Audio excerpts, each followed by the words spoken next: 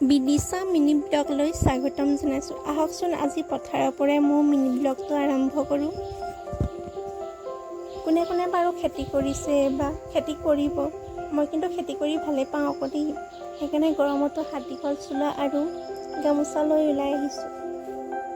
খেতি নকৰিলেনো খাম কেনেকৈ?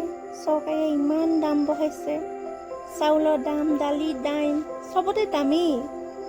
খেতি নকৰিলেনো খাম কেনেকৈ?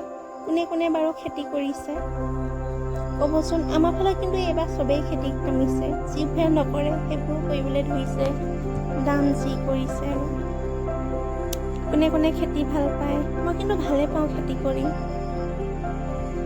এয়া আমাৰ মামী, এয়া মই, আৰু মানুহ লগাইছে।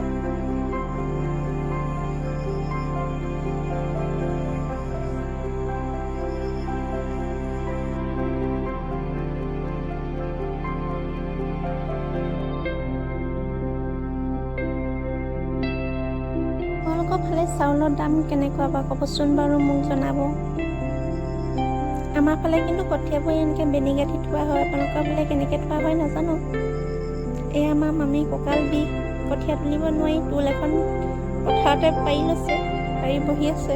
ধৰিব নোৱাৰি টুলতে বহিছে নে মাটিতে বহিছে। কঁকাল বিষ হ'লেনো কৰিবা কি, কৰিবই লাগিব কাম। এইটো আমাৰ দেখা কলি যাব, তাক কিমান কওঁ পথাৰলৈ নাহিবা নাহিবা, নাই সি কথা নুশুনে। আমাক চাহ দিছে, পানী দিছে, তাৰপৰা আকৌ পথাৰতো নামিব লাগে। সিহঁতে পথাৰত নামি ভাল পায়। কোনে কোনে বাৰু সৰুতে এনেকৈ পথাৰত খেলি ভাল পায় জনাবচোন। মই কিন্তু ভালেই পাওঁ, সৰুৰে পৰা পথাৰত বোকা বালি লৈয়ে ডাঙৰ হোৱা। সিও আমাৰ দৰে মানে থাকিব বিচাৰিছে। অকণমানি হ'ব পাৰে, কিন্তু চব কামেই পাৰিছে। তাক আকৌ দেখুৱাই দিব লাগে কেনেকৈ বোকা অঁতৰাব লাগে। এয়া আকৌ আমাৰ পচোৱা কঠীয়া। কোনে পচাই ৰুই ভাল পায় বাৰু কঠীয়া?